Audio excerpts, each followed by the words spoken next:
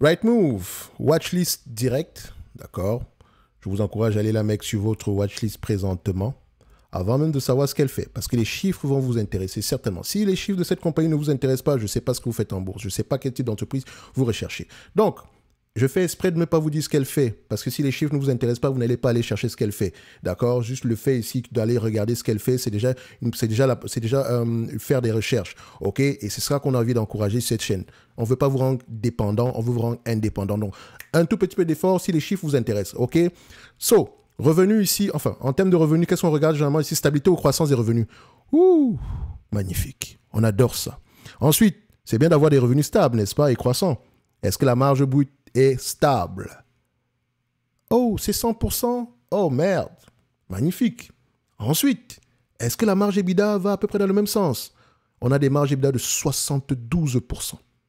Magnifique. OK? Net income free cash flow. C'est bien d'avoir tout ça, mais si on ne produit pas de cash, c'est questionnable. Magnifique. Free cash flow. Qu'est-ce qu'on a? Magnifique. Qu'est-ce qu'on a? Magnifique. On continue ou on s'arrête? Dites-moi en commentaire, est-ce qu'à partir d'ici, cette compagnie-ci ne vous intéresse pas? C'est une compagnie anglaise. Ceux qui vont commencer à dire, oh ouais, mais comment on appelle ça encore, les taxes, etc. Tu inclus les taxes dans ta marge de sécurité. D'accord? C'est tout. Ce n'est pas une limite. Tu peux investir tu peux investir où tu veux ici présentement. Il faut toujours inclure cela, dépendamment ici de ta zone géographique. Hein. Toujours inclure cela dans ta marge de sécurité. Je fais simple. Si un business m'intéresse ici, si le business vaut 10 euros, d'accord, valeur et prix, c'est différent. Si le business vaut 10 euros et que le prix est présentement à 5 euros, c'est une marge de sécurité de 50%. Ce qui veut dire ici que si moi je recherche une marge de sécurité de 50% ici, je suis plutôt bon en date d'aujourd'hui.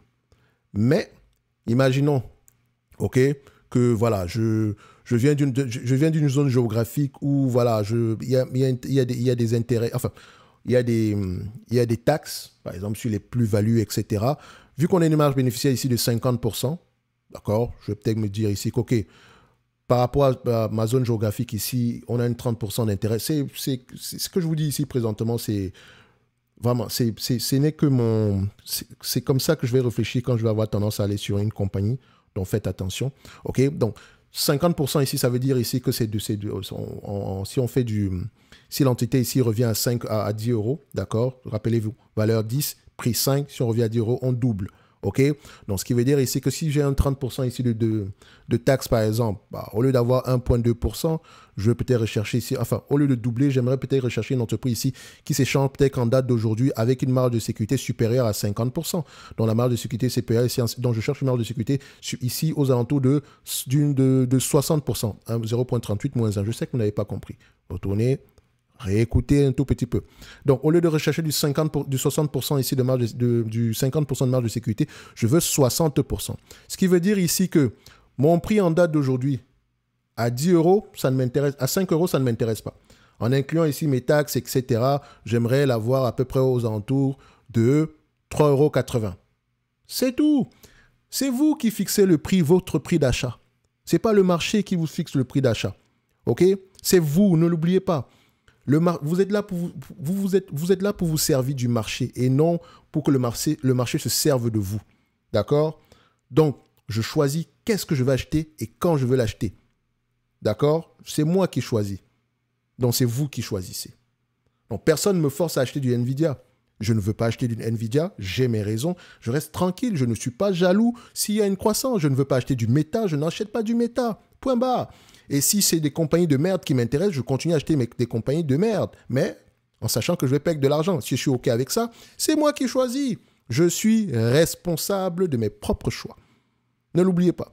Donc, quand on veut investir sur une compagnie, généralement, si elle nous intéresse, si la valeur est de 10 euros et que la marge de sécurité qu'on recherche généralement est de 50%, on va l'atteindre aux alentours de 5 euros. N'est-ce pas? Si on ne nous présente pas l'entreprise à 5 euros, on on passe à autre chose. D'accord? Bref, c'est un exemple parmi tant d'autres. Ne faites pas ce que je dis, hein. Faites ce que vous voulez, comme d'habitude. D'accord? Ensuite, on a comparé les free cash flow et les bénéfices nets ici. Est-ce que c'est une entreprise qui rachète ses actions? Oh là là. Mon Dieu, magnifique. Elle rachète massivement. Est-ce que je l'ai déjà racheté dans la watchlist directement? Elle rachète massivement ses actions. On adore ça. Ensuite, dette nette to EBITDA. Oh, pas de dette. Oh là là. Oh là là. Dette nette en termes du point de vue volume, du cash net. 31 millions de livres en cash net. Magnifique. Ce business, si vous pensez que vous allez le payer à combien? Je le paye à 25 fois les bénéfices. Je n'ai même pas besoin d'aller regarder ici. Le marché va avoir tendance à payer des multiples assez élevés, non seulement sur les 12 derniers mois. Voilà, 25 fois les bénéfices, on sera à peu près... Ouais, c'est ça, vous avez vu? Pas besoin, ne vous inquiétez pas. À force de regarder des chiffres, vous allez commencer à tirer des conclusions sans même regarder les statistiques ici, entre parenthèses. Hein. Sur certaines entreprises, vous savez clairement ici qu'on va pas avoir tendance à payer. On va avoir tendance à payer des multiples très élevés. Surtout qu'on a une croissance, si on a une croissance de plus en plus élevée attendue dans le futur. Donc, c'est bien d'avoir une croissance précédemment. Mais maintenant, avant de l'acheter ici, il faut toujours vous renseigner par rapport à la croissance future. OK? Parce qu'en période de maturité, on va peut-être descendre aux alentours de 17 fois les bénéfices. C'est possible. Bref, ici, rappelez-vous qu'on paye toujours également du point de vue rendement. C'est important à aller voir. Donc, 25 fois les bénéfices, c'est 4% de rendement. Donc ici, 25 fois les bénéfices, on va le dire comme ça. Simple. Maintenant, les analystes, est-ce qu'ils sont de plus en plus optimistes ou pessimistes par rapport à ce business-ci? Rightmove, de plus en plus optimistes. OK. Est-ce qu'ils ont tendance à faire de bonnes prévisions sur ce business? On regarde ici. Il y a 6 mois, on s'attendait à 0,34 livres sterling. Aujourd'hui, on est à 34 livres sterling, 0,34, donc plutôt stable. Est-ce qu'ils ont l'habitude de faire de bonnes prévisions sur ce genre de business? Oui, également. Donc, ça, c'est la pandémie. Donc, c'est peut-être quelque chose à prendre en considération également ici. À 25 fois les bénéfices. On me demande de payer en date d'aujourd'hui. On va d'abord réfléchir du point de vue rendement. On me demande de payer en date d'aujourd'hui 5,26 livres, un business qui pourrait me rapporter 0,34 livres d'ici 2026, soit un rendement sur coût de 6%. Et rappelez-vous, 25 fois les bénéfices, c'est combien? 4% de rendement.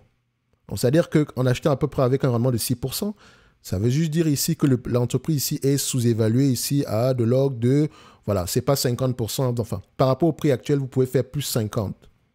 OK, c'est possible si on s'échange à 25 fois les bénéfices. Donc, c'est-à-dire que le 0,34 ici en date d'aujourd'hui, à 25 fois les bénéfices, ça donne combien? Ça donne à peu près 8,50 livres. Par rapport aux 5,66 livres que vous payez en date d'aujourd'hui, c'est 1,5. Donc, et je n'ai même pas pris en considération le cash. Hein. Je rappelle qu'elle rachète massivement ses actions. Donc, cette compagnie-ci est sous-évaluée selon moi.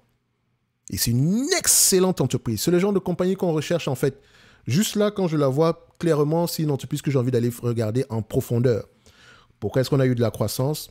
À quoi s'attend dans le futur? Qui sont les compétiteurs? Est-ce qu'on peut augmenter les prix? Etc. etc. Donc, si Rightmove ne vous intéresse pas, je ne peux rien faire pour vous. Merci. Et je me réserve toujours le droit de me tromper. Mais faites-moi confiance, les amis, allez fouiller. Allez regarder cette compagnie en profondeur. Merci. Rightmove est sous-évalué. On regarde ici, dividende. Ils ont les moyens de payer ce dividende-là. Actuellement, c'est 4,46. Là, on verse 1,64. Et en prenant en considération la croissance, les bénéfices de 2026, on est à peu près à 6%. Et après 2026, il y aura peut-être également une certaine croissance. Donc, ça peut être assez intéressant. Ça peut monter très, très vite. Et n'oubliez pas également qu'elle rachète ses actions, donc le shareholder yield est peut-être plus élevé que ça.